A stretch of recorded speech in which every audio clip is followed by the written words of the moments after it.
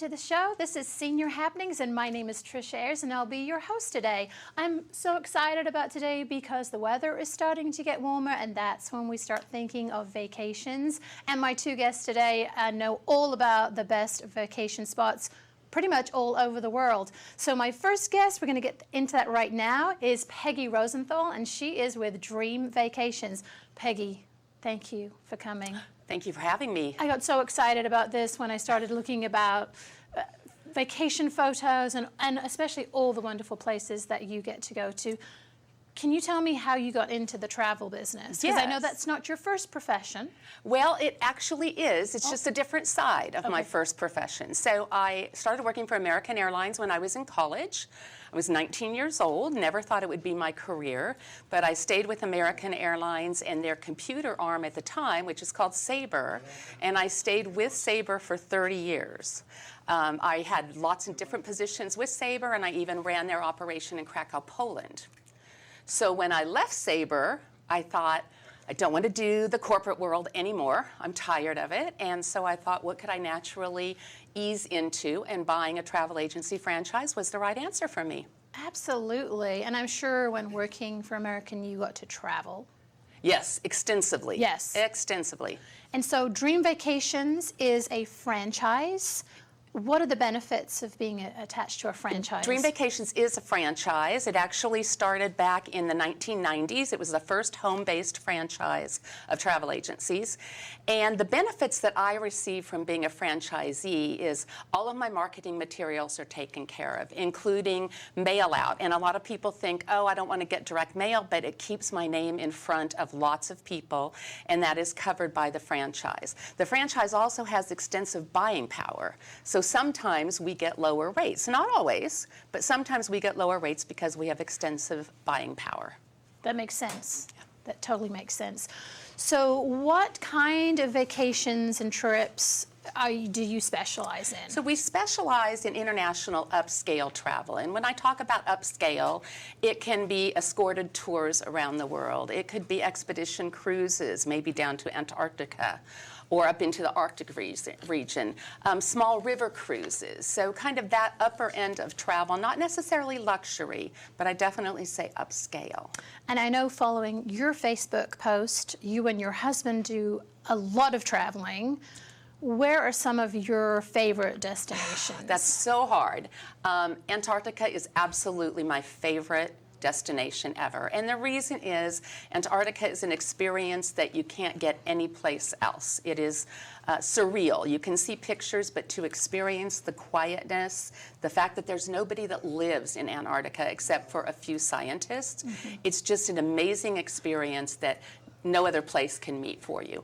I really like Asia. I love Thailand. Thailand is, Bangkok particularly, is such an energetic city. There's things going on all of the time, and yet you can also just relax in a spa or relax in a swimming pool. Really like river cruising. River cruising through Europe. We do it at least once a year. So there's not a lot that I don't like, and there's not one destination that I've been to ever in all of my travel that I'm sorry I went to. I enjoy seeing the culture. I enjoy seeing the sightseeing. I enjoy seeing the majestic mountains and the sea. So there's no place that I don't like, but I have my favorites. Now, if you are a first-time adventurer to Europe, what would be the destination that you would pick for somebody? So depending on one's travel experience, and if they're not very experienced, I think river cruising is a great way to see very many destinations in Europe.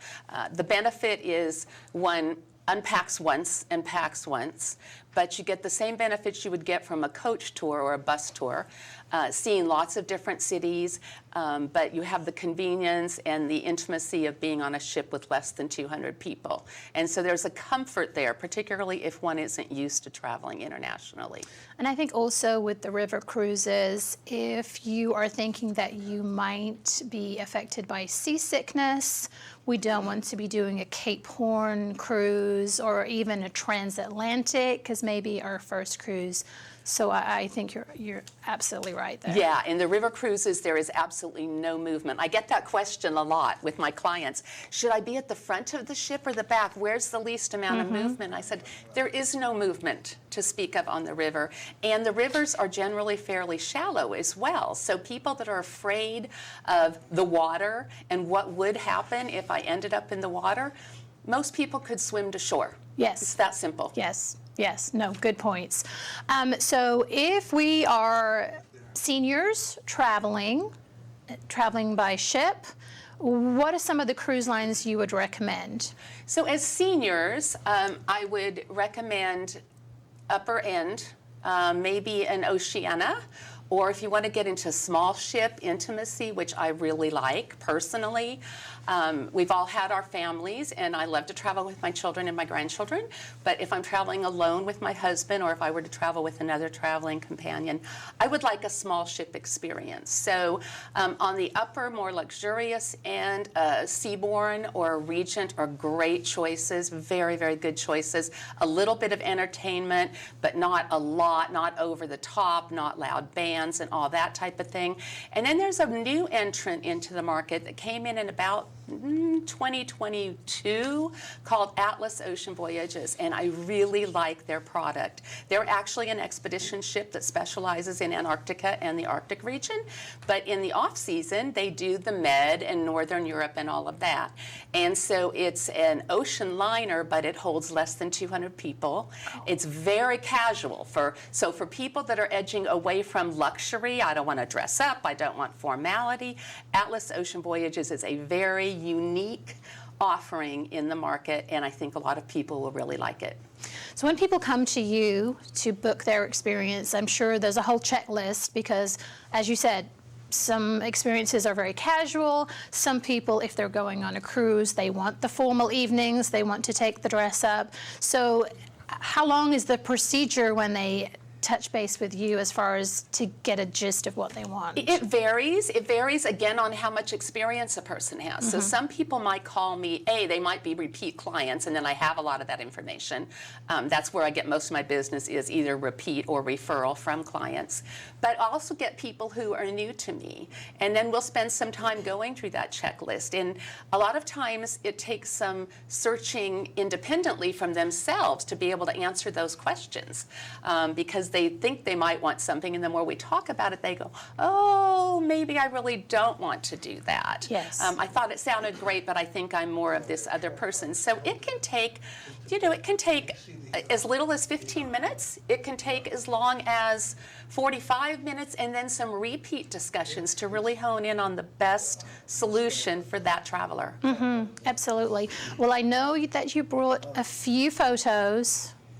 Just a smidge. So if you can talk us through, this just makes me want to go on vacation right now. That picture is actually coming into Honolulu. We were on Seabourn cruises over Christmas and New Year's in 23 to 24, and we had really rough seas and very cloudy skies and lots of wind, and this rainbow just appeared as we were coming into Honolulu. So beautiful, beautiful picture taken off the side of the ship. This one over here is a private event through Atlas Ocean Voyages in Spain. So what they do, what they offer on their itineraries, one shore excursion, if you will, that is a private event that is complimentary. And these were dancers in Mallorca. And they had not only the dance routines, but also specialty hors d'oeuvres and wines and spirits from that region. And it was just the 140 of us. Ooh, okay. Yellowstone. This is not on a cruise, I know that much. No, that is Yellowstone. So we did an escorted tour of some national parks last fall. Greatest experience, one of my best. I didn't name that when you asked me about my favorite destinations. I was absolutely blown away by the national parks. So this is Yellowstone. We got out of the bus one day. We kept our distance, as we're told to do, but this was a picture of the bison or buffalo. Either one we learned is appropriate term for them. But the national parks are a great experience to get us to appreciate what we have right here in the continental U.S. Oh, absolutely. Will you be doing more of those? Because that just seems like a wonderful thing to do. Yeah, actually, in a couple of weeks, my husband and I are going to do a train trip, just 2 days through out of Denver, and we're going to finish in Moab and go to Arches National Park. Oh, so yeah, wonderful, wonderful. Okay, oh, we're back to. That's Kona. I love that. That's a surfer in Kona, and again, we were blessed with getting great weather once we got to Hawaii. It was, like I said, a very rough trip from Los Angeles over, but once we got to Hawaii, we got beautiful weather, and I just happened to catch this surfer as I was walking down the promenade, if you will, in Kona. Because that's something you, as the travel agent, cannot control the weather. People do need to go with an expectation of what time of year they're going and what weather could be experienced. That's right, that's right. So when I talk to my clients, I talk to them about if they're going to Europe, my preference is May or the end of September through October because the weather is normally good. Yes. And the crowds are small. Yes. So you want to plan accordingly unless you don't really care about the weather or unless you're going to a destination that you didn't choose for the weather. Right. You know, there are those destinations we don't choose for the weather. And I think my tip from all the years that I got to cruise is if you book passage on a repositioning cruise, they may turn the stabilizers off to get there a little faster. Yes. I've had that happen before. That can happen. Yes, you definitely need prepared. Be prepared. Be prepared. Absolutely. Exactly. And so moving on to this wonderful neck, where is this? This looks beautiful. This is a small port in France. It was one of my favorites ever, and I won't do it justice by trying to pronounce it, but it was one of the ports that we walked into, and it was a scene you expect to see in Europe. Sidewalk cafes, fort in the background, you can see the sailboats right there, beautiful weather. I literally my husband and I both took a deep breath when we stepped onto ground there. It was such a beautiful port. Like I said, I will not pronounce it properly, but it starts with a C. I think it's Coulier. I think Coulier is how it's pronounced. Okay. I wouldn't know, so that's a perfect pronunciation. Good. Perfect. Good. And I think one thing also, when you're traveling in Europe or whatever, we need to slow down a little bit and absorb. Soak in the sights. Yes. And we are so attuned to taking pictures and taking our phone out and click, click, click, click, click.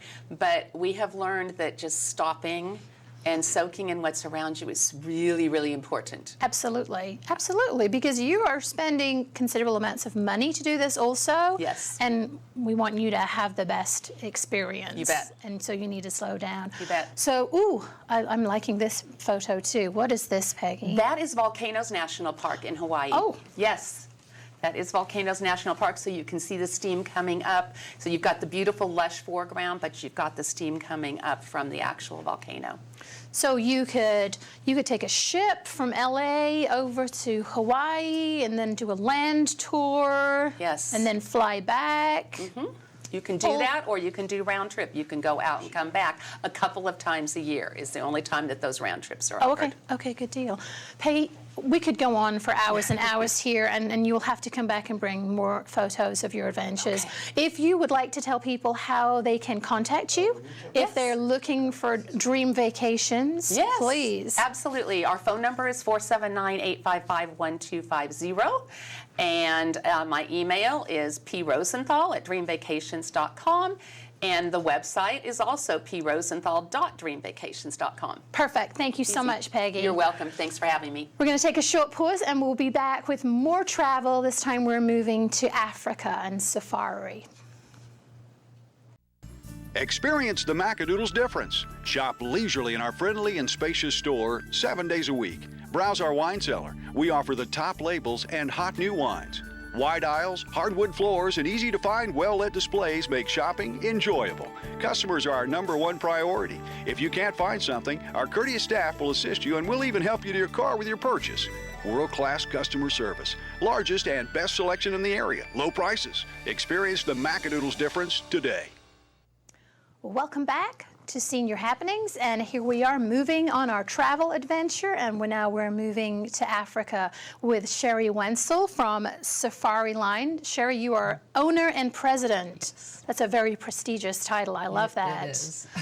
So my answer to my question to Peggy was, how did she get into the travel business? How did you get into the travel business? I started in the travel industry after college and hit all the continents. Africa was the last one in 1989. And after being there, it was like, I don't really want to sell anything else. So that started my journey, my African journey. And in 1992, we started a company, a friend and I, that we ended up selling to another travel company that was all Africa, and started Safari Line in 1998. I've owned it since after 9/11, when they decided to divest themselves from all their small companies that they had. My husband and I, my husband and I have owned it since then. So, and I've been very, very lucky to have all the adventures through the continent and 54 countries. And so why Africa? What is it that you can tell our audience that makes it so special? Africa is always new. There's always something to do. There's so many different cultures. There's so much different wildlife. It really hits all of the travel points. It still has that mystique, and it's one of those places that just pulls you back again and again. Obviously, I've been traveling there now for 40 years, but it's just one of those destinations that will always bring you back. I have clients that I've been worked with for 20 years, 25 years, and they go back every year or every few years. I have a client that called me that traveled with us in 2008 and said, we really want to go back now. So it's one of those destinations that keeps pulling people back to the heart. Absolutely. Now, the length of the trips, when we're talking about going to Africa, that seems to me that we need to designate a month of travel, 2 weeks of travel. It's about 3 days travel back and forth, because it's a long haul destination. So you have, overnight travel, that's 2 days to get there. You acclimate because it's an 8 to 10 hour, depending on different time change.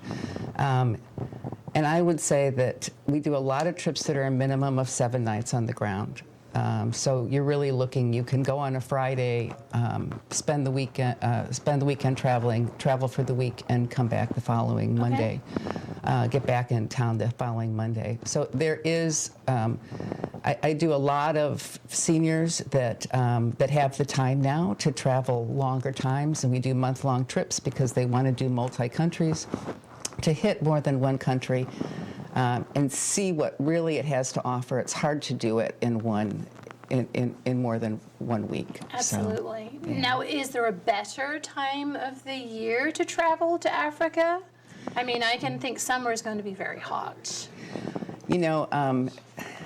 People it depends on what they're going for. Okay. But if they're going for the wildlife, there's certain times of the year that the wildlife are easier to see when you're on safari.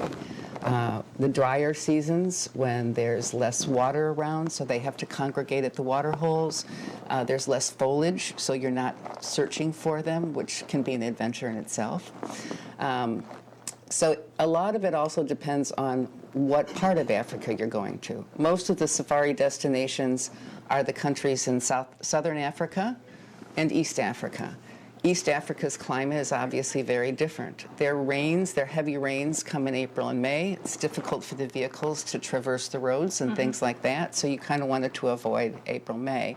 They have a short rain in November that starts to tap down some of the dust, so that always makes things even a little nicer.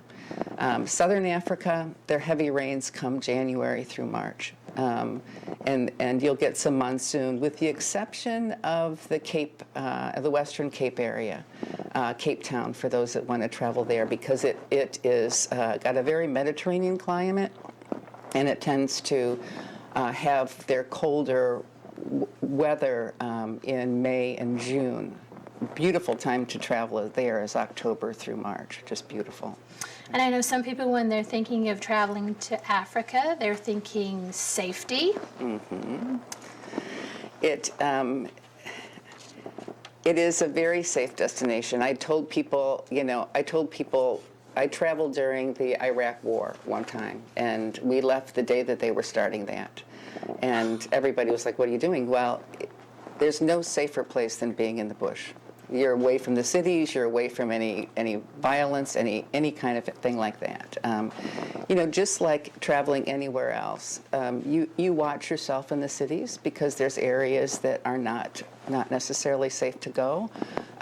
But if you've got a good agent or tour operator that knows those destinations, they're not going to take you there. And we don't send our clients to places that they're going to have harm. Right. If you were going on your first experience to Africa, what would be the itinerary that you would choose for somebody?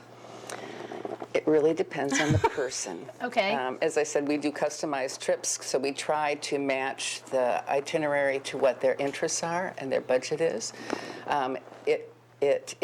My first trip was to Kenya to see the migration and that's a great, you can do that easily in a week.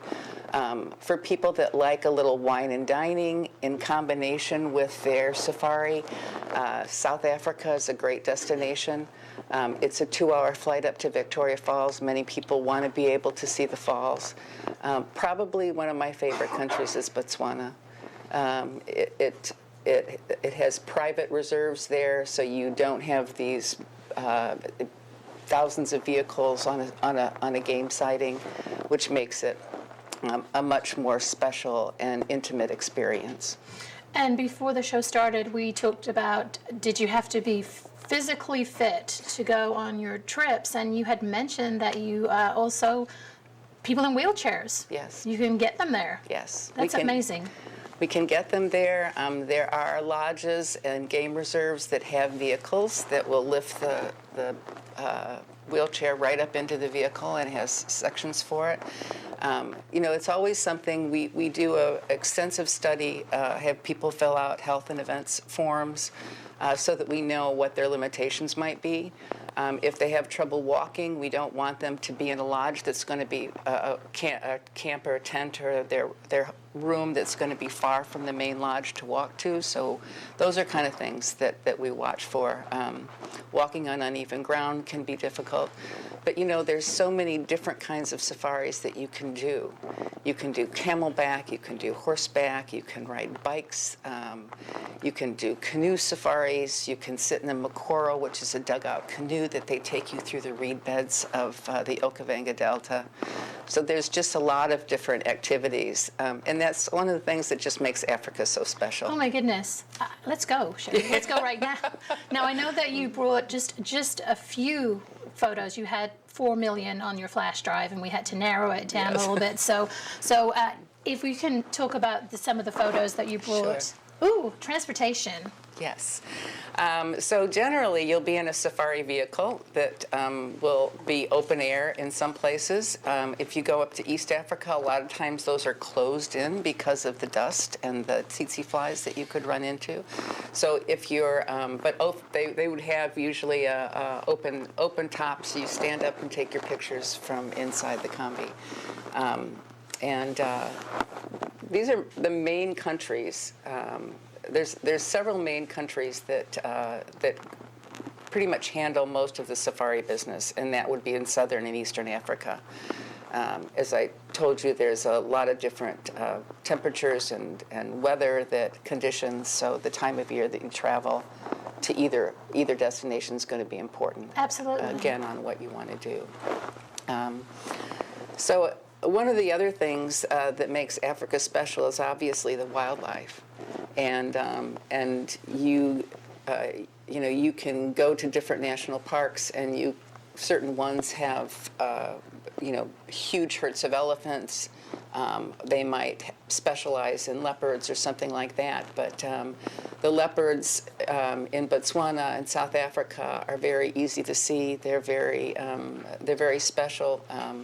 There's a lot of activity that that people will want to go to see the big five, which is, the elephant, the lion, the leopard, the rhino, and the buffalo. But there's so much other wildlife that's really out there to see when you look at what you can do on safari, and it becomes a learning experience.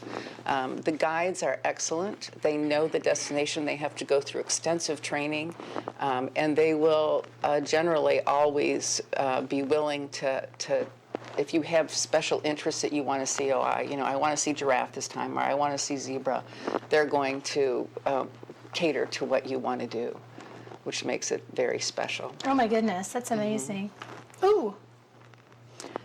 One of the other areas and destinations that people love is the Victoria Falls, and there's certain times a year that the falls are in their magnificence. It has a tendency to be after the rains come down from Angola and they come down to Zambezi, and they hit the falls and create this mist, and they call it the Mositanya, which means the mist that thunder, because you can hear them from miles around, and you can see the spray when you fly in to Victoria Falls at that time of year, which generally the rains come in January, February, so the heavy time of the falls is going to be in March, April, and down to June. So I do have a question, the housekeeping kind, that when somebody signs up for one of your adventures, experiences of a lifetime, you're obviously going to walk them through you need a passport. You may need these immunizations. That's all part of your experience too, which is not the fun part, but the part that you need to get to it. Many years ago, because of the questions that we had, we wrote a book called Guide to Planning Your African Safari, which we give to our clients once they start their trip. And in that, it has the destinations that they're going to and what they're going to need to talk to their doctor with about malaria or any kind of prophylactics shots or immunizations that they need, what kind of visas, what are the entry requirements for that particular country, tips on photography, fun little stories about the destination, some good reading material to prepare for their trip. So that's been very helpful and in constant need of update because things change. Absolutely. And another question that I have is, sometimes things happen while you're traveling and you have medical emergencies and other kinds of emergencies. Are you able to help your clients? Yes. Yes. Yes.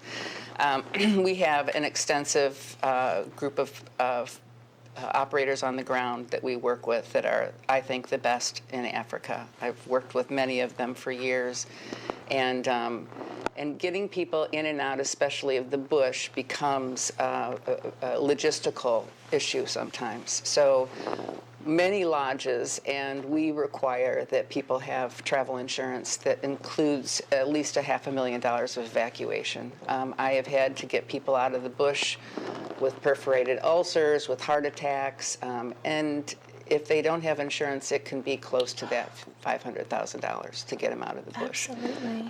But the lodges, the people on the ground are excellent with that, handling that. And you have to take care of that. You do. You don't want things like that to happen, but sometimes It they does. do.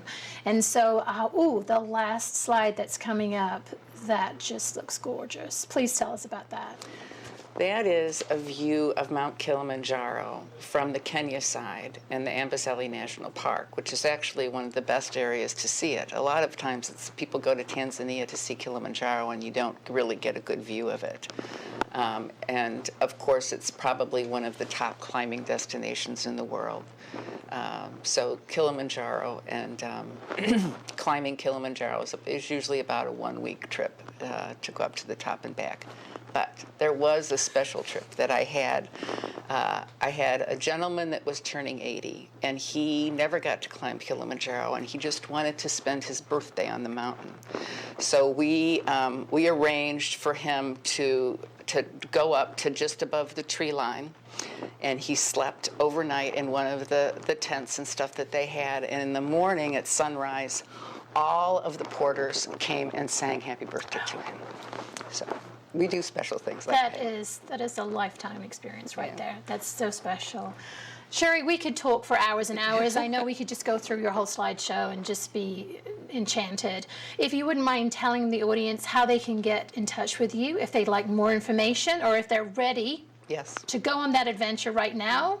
They're like, hey, we're going on a safari this year. If you let our audience know how to get in contact with you. Sure. We are right here local in Bella Vista. We are at 630-466-0301. My personal extension is 101. Our email is Sherry, SHERRIE, @safariline.net. And our website is Safariline, SAFARILINE.net. It's very easy. Everybody needs to book their travel adventures right now, whether it's cruising, whether it's going to Africa. It's time to do that, everybody. And we will see you next month. Thank you so much. Thank you.